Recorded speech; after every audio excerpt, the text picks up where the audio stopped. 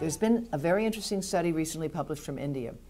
As you know, there's a lot of emotion associated with living next to a tower. In fact, it's not the tower that you have to be concerned about, it's the antennas on the tower. Those are the radiating devices.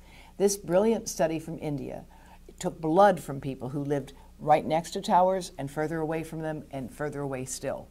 And what they found is that there are biological markers in the blood of the people who live closest to the towers that are consistent with increasing the risk of cancer, arthritis, and heart disease. Damage in their blood from living close to a cell phone tower. And they took into account how many other wireless devices they were using in their home and workplace. This is a very important study because it shows that proximity to a tower can be damaging to people if they're in the plume of the antenna. And it's the antenna, not the tower, you have to worry about. A tall, tall tower with antennas 500 feet at the top is not going to have an immediate effect on you if you're living close to it. But there is a plume, and if you had a house on a mountain within 100 meters, you might be getting a very high exposure.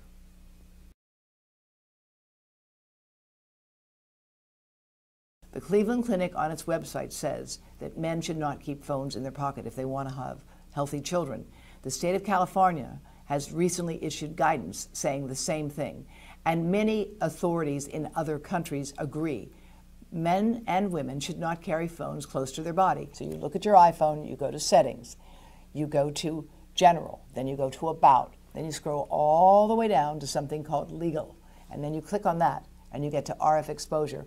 And there inside your phone, it tells you phones are tested at a certain distance off the body. And I'm going to talk today about how the distance the phone is held off the body makes all the difference in your exposure. If a phone is on the body, it's exceeding current test guidelines, and the French have shown that it exceeds those test guidelines by 2 to 10-fold.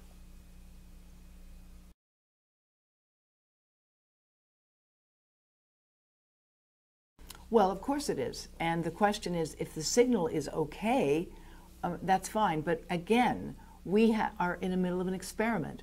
Why do you want to have that capacity on all the time? Why do you want to be exposed unnecessarily to microwave radiation? We ought to have the choice. When it comes to modern cars today, they're like a video game you walk into with a huge screen with all the bells and whistles and doodads. There is an increase in car deaths over the past 3 years. Nobody's been talking about it. There's no question in my mind and that of many others that these increased entertainment centers inside vehicles are contributing to that.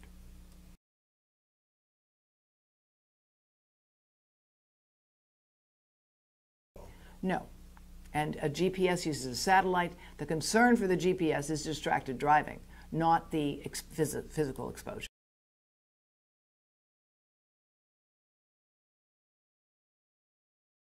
I don't know. It's a good question. There's so much work that needs to be done, and the thing that's kind of outrageous, as I'm going to show you today, is that we in the United States always call for research in response to identifying this problem, but we never do it. So if you look at the great body of research that's been done, most of it's been done outside of the United States. And you look at the one large study I'm going to talk about with the National Toxicology Program, there's a huge disinformation campaign rolling out right now to try to discredit and dismiss the results of the largest study ever done in this topic in the United States. Scientists who work in this field in the United States often find themselves without a job and without funding if they get results that the companies don't like. And I've written about that in my book, Disconnect. It's a dangerous area to work in the United States. Well, distance is your friend. Start to disconnect yourself and recognize you need to claim your life back.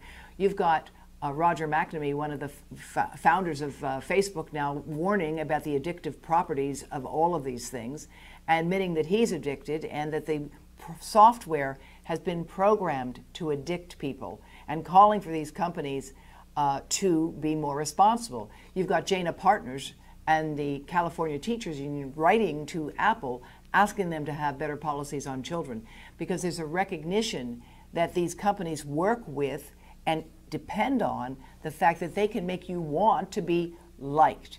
Well, how many likes you have really isn't a measure of what kind of person you are.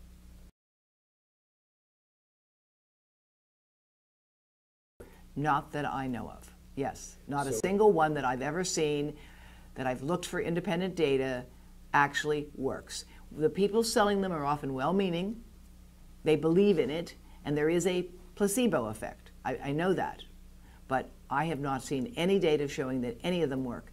And the thermography images they show with the heat is not what we're concerned about. We're concerned about the microwave radiation at levels that don't necessarily cause heat, but they can damage sperm. We know that from studies that have been done with healthy men. You take their sperm and you put it in 2 test tubes, and one test tube is not exposed to cell phone radiation and the other is. And the test tube exposed to cell phone radiation, those sperm die 3 times faster with 3 times more damage to their DNA.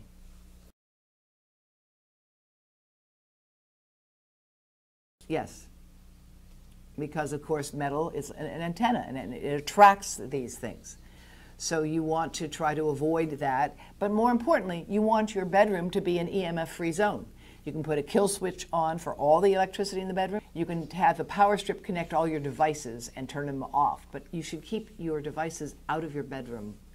And you should not have your phone under your pillow or fall asleep listening to it unless it's on airplane mode. And for goodness sakes, don't sleep with a Fitbit or these things, because we have growing evidence that these devices may be causing cardiac problems. Yes, they can monitor your heart rate, but they might also be altering it. EMFs, it's not just at this point a physiological issue, it's a psychological, spiritual, and moral issue.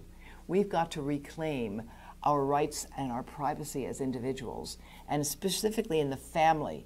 Those families that are struggling with teenagers, you've got to take the devices away at dinner time. If I had teenagers now, I would absolutely take the devices away in the evening and make sure that they can't sneak out with their girlfriend or boyfriend, which has been known to happen, and they make rendezvous and text all night long. You have to stop that. Teenagers need 10 to 12 hours of sleep, and they're not getting it as it is. And many adults are sleep deprived as well, because if you look at your device for the hour before you go to bed, it's stimulating and interfering with the natural production of melatonin that starts with the natural rhythm. We need sunlight in the morning to wake ourselves up, and we need darkness so that we sleep and we produce melatonin, that is a wonderful natural hormone that repairs damage in the nighttime. If you have a lot of blinking lights and blue lights in your bedroom, you're not going to get as restful a sleep.